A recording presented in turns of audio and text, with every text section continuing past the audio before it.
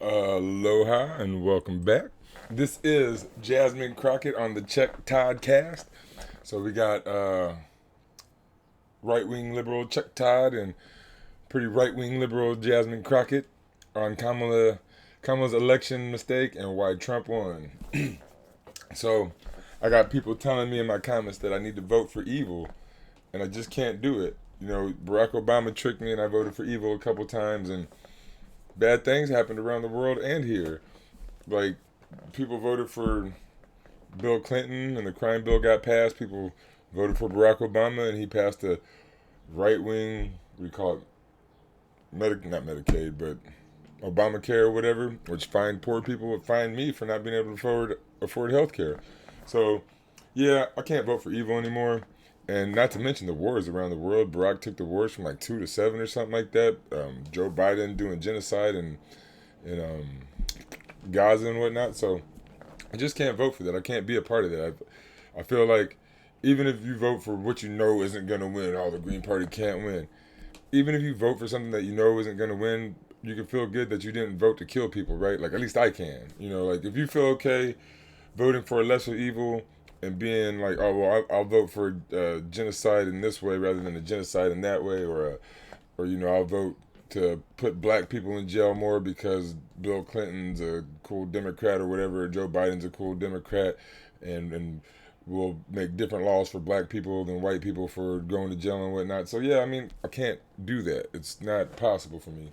But let's see why Jasmine Crockett can. Why do you think Trump won? Um, And why do you think he won with some voters that were on the blue team, at yeah, least in 2012 and 2020? Because he I'm not so pretended to sure be they a were there in populist. 2016. I think they didn't show up. I'm gonna say that this was a vibes election, and I think I hate that expression. No offense. I I get no it.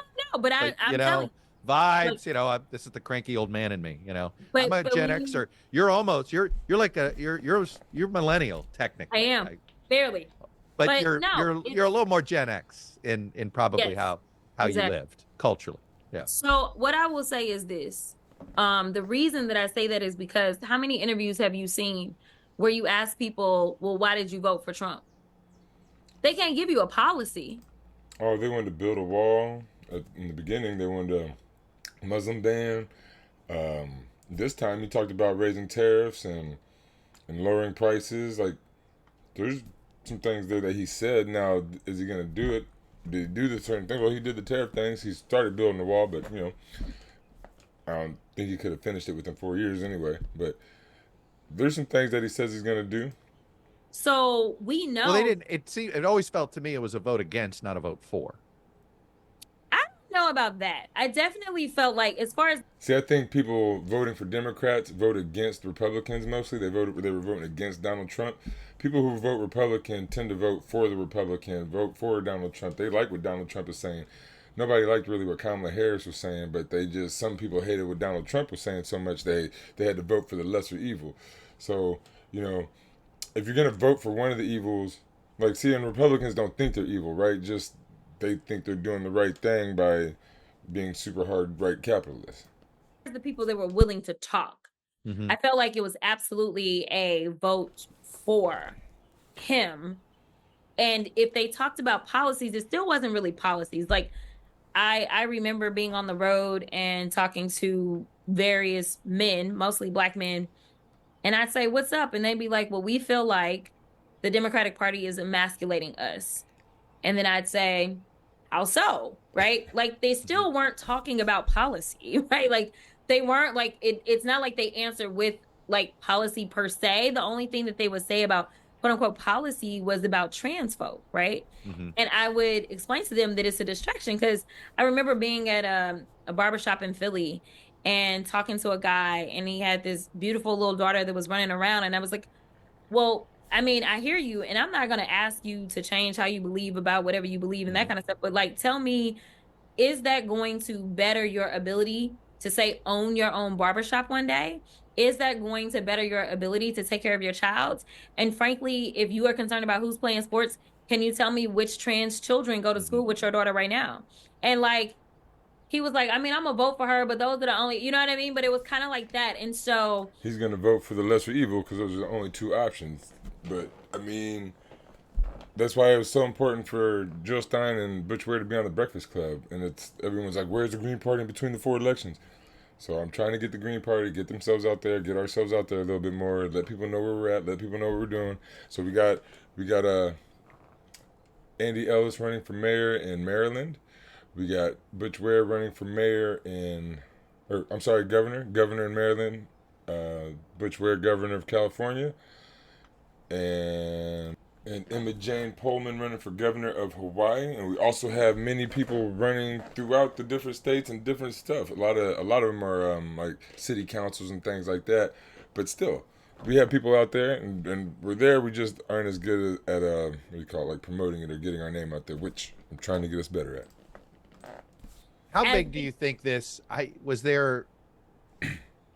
big do you think this black men voter issue with Kamala Harris? How much of that do you think was specific to hesitation of voting, a black man hesitating to vote for a black woman?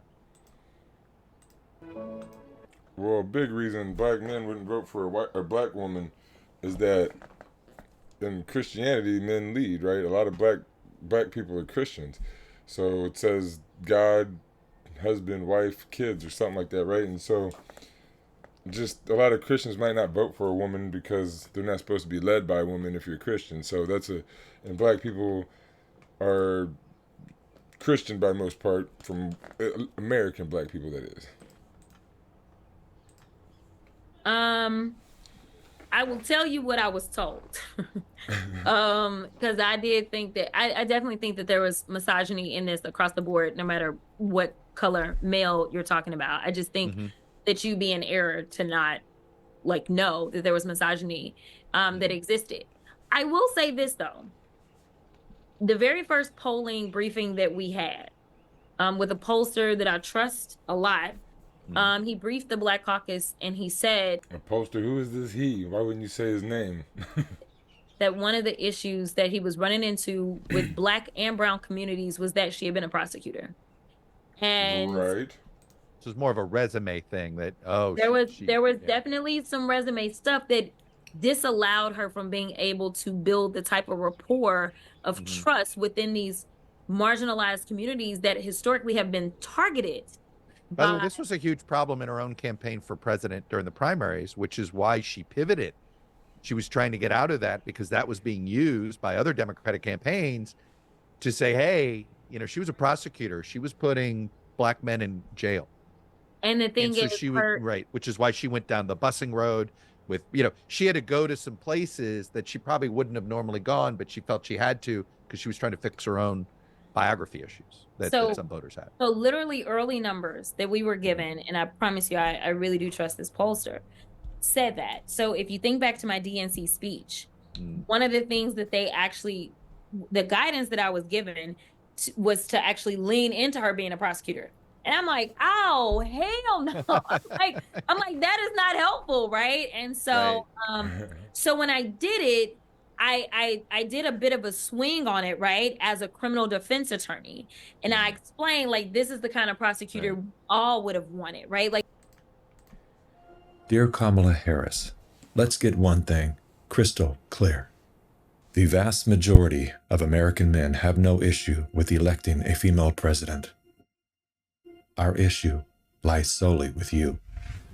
You were second in charge of California for 13 years. As California's Attorney General, Harris promoted enforcement of a law that allowed prosecutors to seek jail time for parents of truant kids. As a prosecutor and law enforcement, I have a huge stick. So I decided I was going to start prosecuting parents for truancy. I thought that was crazy. I was like, how can you lock parents up? If you don't go to school, Kamala's going to put you and me in jail. Yes, we achieved intended effect. I opened the door and I see at least 7 or 8 cops that wanted to arrest me. As a matter of fact, they did. And frankly, the prosecutors in my office who volunteered to do this? My homicide prosecutors, my gang prosecutors. And they went over there and I said, when you go over there, look really mean. She had me arrested and prosecuted because my handicapped daughter was sick in the hospital and had missed some days of school. I learned that with the swipe of my pen, I could charge someone with the lowest level offense. That person could be arrested. They could lose time from work and their family maybe lose their job. They'd have to come out of their own pocket to help hire a lawyer. They'd lose standing in their community. I lost my job and couldn't pay rent, and we got evicted. Weeks later, I could dismiss the charges, but their life would forever be changed. I became homeless. We had to move into a motel. All because of the swipe of my pen. I don't agree what Kamala Harris did to my mom, and I don't agree with what she's done to other parents as well. You were second in charge of the United States for 4 years. If anything, would you have done something differently than President Biden during the past 4 years? There is not a thing that comes to mind in terms of, and I've been a part of most of the decisions that have had impact. Inflation is hitting the highest level in 39 years. A record high number of illegal crossings. Crime's been surging across the nation. Huge spikes in homicides. Could we be heading toward World War III? After 17 years of failed leadership, you are now asking us to trust you as first in charge of our country. I am concerned and focused on big issues. Elementary and middle school truancy is actually a big issue. If we're trying to save the state money. Because of truancy, California public schools lose $1.4 billion a year in funding. I want money. My message to all Americans: do not trust Kamala Harris. As men and protectors of women and children, you are simply a risk we are not willing to take. It's funny how everybody who doesn't like her pronounces her name wrong. And I explained, like, this is the kind of prosecutor all would have wanted, right? Like, so I built it that way. But I did talk to some people, even a prominent rapper, who was like, I'm going to support her, but She is definitely not a name dropper, so she will keep your anonymity. Tell her whatever you need to tell her. She's not going to tell your name. Don't feel comfortable openly endorsing her, but I'm going to vote for her. And I'm like, why? And so he told me that one of the issues was just kind of like the prosecutor thing. And I said, and I made sure to talk about the things The swipe of her pen? that we had been told move the needle with these groups, right? Like knowing that she had like second chance programs and things like that, like letting them know that she was one of the good ones, like one of the ones that we would have wanted if it was Breonna Taylor. That it mean, like, that's the kind that you want, right? And so you saw what the people were talking about and what she was even talking about. You heard her own words. The swipe of her pen, she could ruin your life. A few weeks later, she could undo the law stuff, but your life is already ruined and you've gone through it and you lost your house and all that stuff. She ain't worried about you, just like Joe Biden wasn't worried about you, just like Barack. Like, none of them care about you. None of these Democrats care about you. So this lesser evil stuff, like, they are evil. And is that lesser evil than Donald Trump? Like, how, like, they just go at different people. And the Republicans kind of say it a little bit more. They're more out loud about it. But, I mean, Kamala Harris wasn't really hiding it. And Joe Biden wasn't hiding it. Like, they actually don't hide it. You guys just don't hear it for some reason. I don't get it. Right. So we were trying to do that, but I think, and it goes back to kind of the Trump phenomenon. I think that what had been baked in Trump is not a phenomenon. And about the vice president was that she was a prosecutor. They did not know very much beyond that. And when you're talking about 107 days of a campaign, it's kind of hard to get that across. And that's over 3 months. And she brought in, I think they said over $2 billion, but I know it was like over $1 billion, like $1.5 billion or something, but I think they said it was over $2 billion. How don't you have enough money to promote yourself as much as possible? And then all the news people are going to cover her because they want them to beat Donald Trump, like all the, liberal news stations and whatnot. And then most of the YouTube channels were covering her, wanting her to win too, pushing her because they're all liberal too. But, I mean, again, you're talking about her versus Donald Trump, who you got pictures of Donald Trump with the Clintons for the last 20, 30 years, them raising their kids together. You got Barack Obama at Jimmy Carter's funeral sitting there yucking it up, and Donald Trump was just sitting there laughing, having a grand old time. Off the top, you mentioned the Carter funeral today. What were you talking to Barack Obama about? It did look very friendly, I must say. I didn't realize it. I didn't realize it, how friendly it looked. I saw it on your wonderful network just a little while ago before I came in, and I said, boy, they look like two people that like each other. And we probably do. We have little different philosophies, right? I don't know that there are a lot of Cubans or Venezuelans, Americans who believe that. The truth of the matter is that my policies are so mainstream that if I had said the same policies that I have back in the 1980s, I'd be considered a moderate Republican. I mean, what I believe in is... Off the top, you mentioned the Carter funeral today. What were you talking to Barack Obama about? It did look very friendly, I must say. I didn't realize it. I didn't realize it, how friendly it looked. I saw it on your wonderful network just a little while ago before I came in, and I said, boy, they look like two people that like each other. And we probably do. We have little different philosophies, No, we right? don't. But we probably do. I don't know. We just got along. But I got along with Donald Trump almost ran as a Democrat. just about everybody on that. We met backstage, as you know, before we went on. And I thought it was a beautiful service, but we all got along very well, which is good. And real quick, through the years, you can see the Clintons and Trumps been kicking it. I don't think that's Trump, but Clintons and Trumps around here.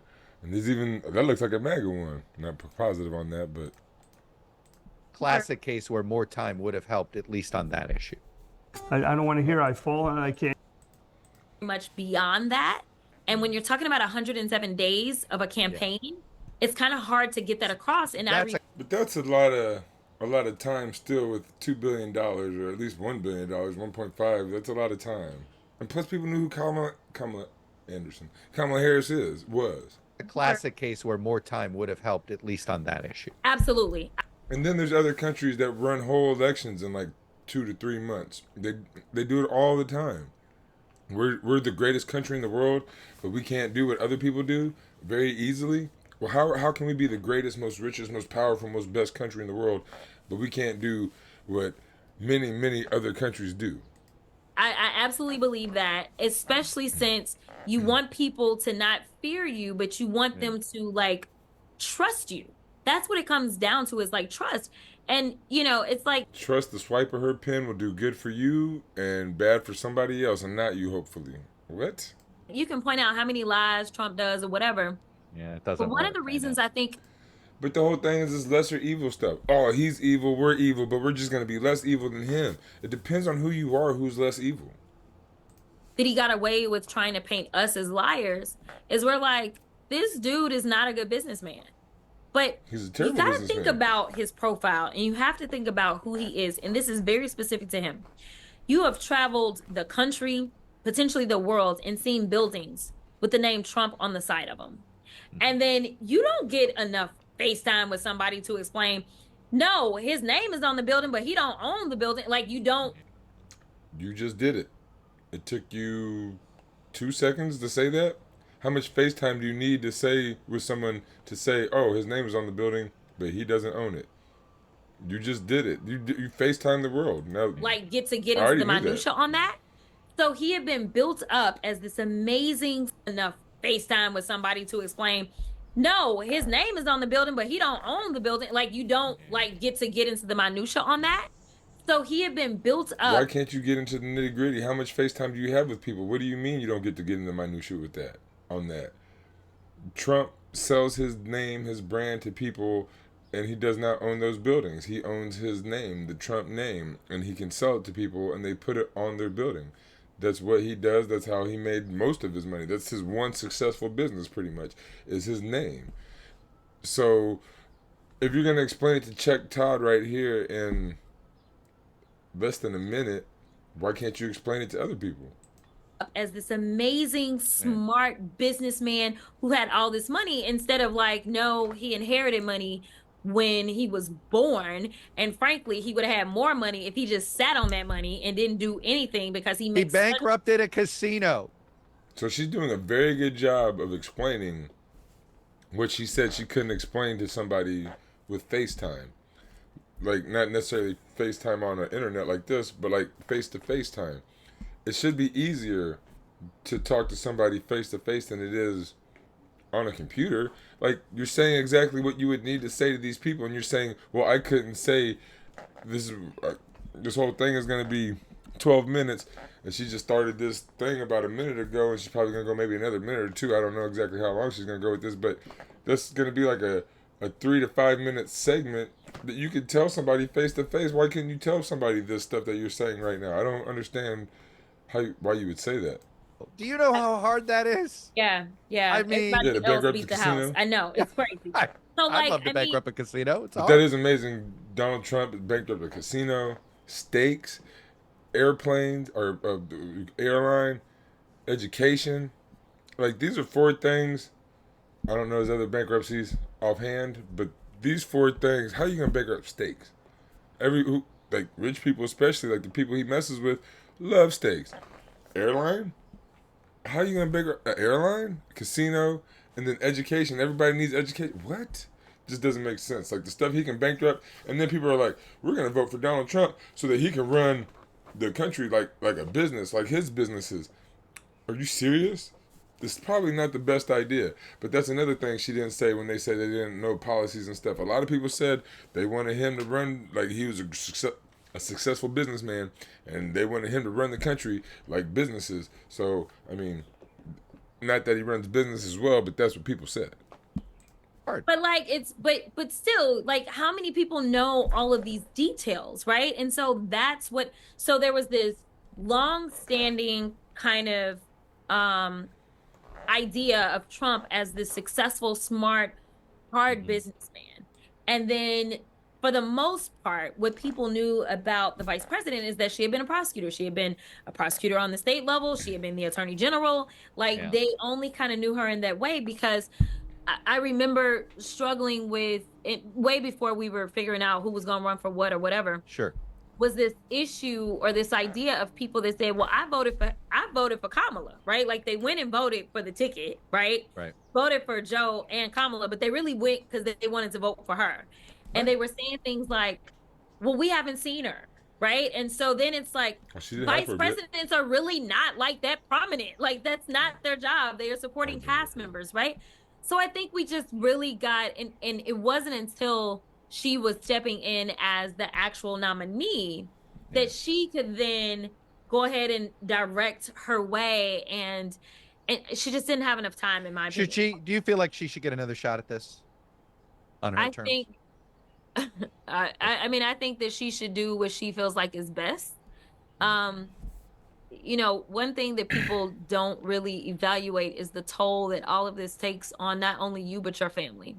Right. And I think, you know, there were those that never thought that Joe Biden could win, and the third time was the charm. I can't say what will happen. And honestly, I personally feel like the only reason we ended up with Barack Obama was because everything had fallen apart. And so depending on how desperate people are, I think that it may absolutely propel your not so likely candidate. I think that people potentially, even misogynists, would like hold their nose and be like, Are you really going to miss this? We do.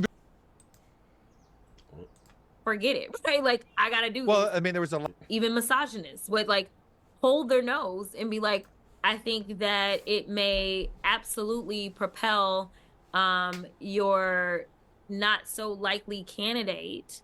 I think that people potentially, even misogynists, would like hold their nose and be like, forget it, right? Like, I gotta do Well, this. I mean, there was a lot of those, you know, there were great stories about that, you know, you'd hear these stories about Barack Obama's 2008 campaign.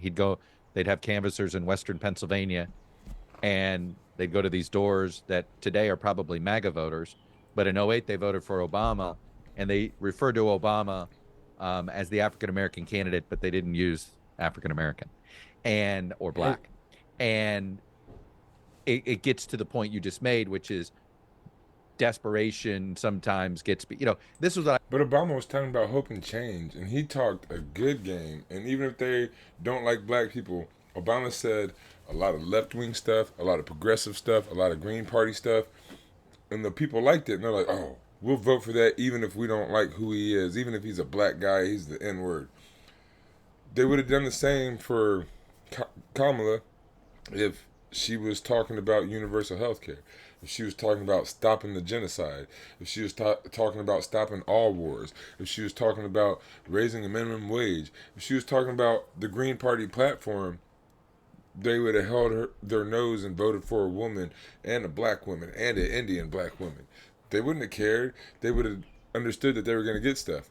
But, okay, they're misogynist a bit, some of them, here and there and whatnot. So it's less likely that they're going to vote for her if both are equally bad. If Donald Trump is just as bad as her, then why vote for the person you don't like? You're just going to vote for the person that you relate with or whatever because they're both equally bad. So this whole lesser evil thing, this keeps us in this loop of us as people not being able to get what we need and want. So if you actually want society to get better, we need to compel people to get into the Green Party. DSA, whichever one, both, let's work together. DSA, Green people, we need to make people understand that working for the corporation, the corporate parties, just helps the corporations. It's not going to help us. It's not going to help you. It's not going to help me. It's not going to help your kids. Unless you are Bill Gates, Donald Trump, one of these people who have a legacy name. If you are not a legacy, then you need to go to the people party. So these are like legacy parties. That might be what I start calling them. I like that. Legacy parties. The Democrats and Republicans. If you aren't a legacy, then you ain't nothing really. Let's get that going. Who here in the comments type legacy if you like the legacy party thought that idea that I just came up with a little bit. You know, Trump and Obama have this in common. Yes. Right. There's a slice of voters who wanted massive change. Look, I go back. Right. This is why I think ultimately Barack Obama made a mistake endorsing Hillary Clinton. No offense to Hillary Clinton. She certainly had earned a lot of things. And if this were at a job interview, she was the most qualified person for the job. But you and I both know it's not a job interview. Right, it's a different type of. We saw he died. She's the most qualified person for the job. She talked about super predators, just black people, black kids are super predators. Hillary Clinton, that she is the most qualified person for the job says a whole lot about what you think the qualifications for the job are. Deal, and I would argue that the Democratic Party picked Obama over Clinton because they didn't want the establishment in charge. And that when he went establishment, that may have been a fork in the road that if you now go back in time, that maybe he should have taken a different. I heard he didn't want to pick Bernie Sanders because Bernie Sanders was going to do universal health care. And it would have made Obamacare look like a half step. But see, instead of having so much pride, it could have been the first step instead of a half step. But I don't know if that's totally true or not, but that is what I heard. Different path. Chuck, you were making an argument for the situation that we find ourselves in right now. Right. Hillary Clinton doing the Pied Piper strategy, pushing Donald Trump for the Republicans? I mean, no, which is why I definitely think new is going to be. I always say this, if you look at successful Democratic candidates for president, it's usually they're the new candidate. They're, and they were not seen as the front runner at the start. Bill Clinton was that way. Jimmy Carter was that way. Barack Obama was that way. There is, new and electable. Because people want change. People want hope. People want something different. That's why they pick a new Democratic person most of the time. Instead of trying to change the Democratic Party from within, which won't change from within, instead of picking the new people who will just get co-opted and become baby bear to mama bear, go to the party, be the new party. Come to the party that has your morals, your standards, your platform already. Do that. Instead of, if you can vote enough in the Democratic Party to get the new people, the seemingly progressive people kind of into power in the Democratic Party, just enough to get pushed out, or just enough to be, well, Barack lied, he wasn't progressive at all. But if we can push them through, or if y'all can push them through, or I was helping at one time, but if we can push them through in the Democratic Party, we can definitely push the Green Party through, get candidates. All we need is candidates, and especially in the midterms. Lots of people don't vote in the midterms. The Green Party And these independents and libertarians and everybody who's not a Republican and Democrat, especially during the midterms, should come out hard, super hard, and vote. Vote for whoever. And in the midterm is especially when you can get senators and House representatives and things like that. And it's subjective what electable is, but that's, and the thing that I can't figure out is who's new, because every name we're going to mention is not new, right? Because we're mentioning their names, right? It is going to be, you know, people will mention Mark Cuban. I bet you know Mark Cuban a little bit better than most people, given he's a Dallas guy. Yeah. I don't know if it's smart to go with sort of Trump light, but who knows? I have no idea, but I do think Trump light, that's lesser evil. You are the lesser evil. You are the Trump light. It doesn't matter. Democrats are Republican light. Like Obama said, if I was at a certain time, I'd be considered a moderate Republican. They just go back and forth. It's an ebb and flow of right-wing centrist liberal, right-wing centrist liberal madness. Stupid changing words and staying in the same positions. that we won't truly have an idea of which way it's going to go until we really get closer to the election, because I do believe the desperation is going to set in. I mean, we will find out, there are those that are like, oh, we just got to take the House back. And you and I have already discussed how these lines are not set up for us. I mean, we are like an uphill climb in a lot of these races that we really should not be in. But even still, I think we are going to defy the odds. The question is, are we going to defy the odds and have, 3 seats? Again, the Green Party's in an uphill climb, and we should be in all these races. Every party should be in all these races. We should have ranked choice voting. So if you voted for the Green Party in your state, in your area, your local stuff, you would start to get ranked choice voting in different areas throughout the United States. What it takes is doing the right thing and voting for the right people, not voting for the lesser evil. How is voting for the lesser evil ever the right thing when there is at least one better choice? Even if it's not the Green Party, in your area, there is somebody that is a better choice than most Democrats and Republicans. And especially at the top of the ticket, like the presidency, there's every other choice is better than the Democrat or Republican. Even the Libertarian, Gary Johnson would have been a far better president than, I think he was going against Donald Trump and Trump won. But I think it was Joe Jorgensen maybe? I don't know who the Libertarian president was when Joe Biden, or person running when Joe Biden won. But they still would have been a far better president than Joe Biden. Imagine a Libertarian president during COVID. They wouldn't have locked us down. They would have probably helped businesses. But it'd have been way different than lock you down. You don't get no money. Now you get a little bit of money. You get half of what I said, this and that. Like, it's not. These two parties, they don't have to do nothing because they know you're going to vote for one of the two, and they work together. They're in cahoots. They're bamboozling us. Are we going to defy the odds? Can you have a working majority? Right. That we're going to have just a ton of people. And I think that will be our first.